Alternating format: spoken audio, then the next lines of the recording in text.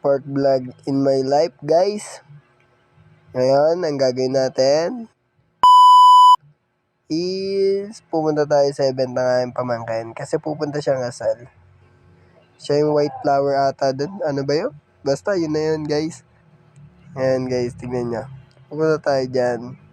Pero ngayon, guys, gagala-gala muna tayo dito sa event place. Siyempre, tignan natin yan. Tignan nyo yan, guys. Ang lalaki ng building.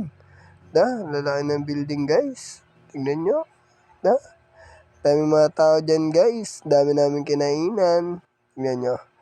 Marami ang pinuntahan dyan, guys. Titignan nyo lang kung saan-saan. Sa gilid-gilid. Ang daming damo. Tignan nyo, guys.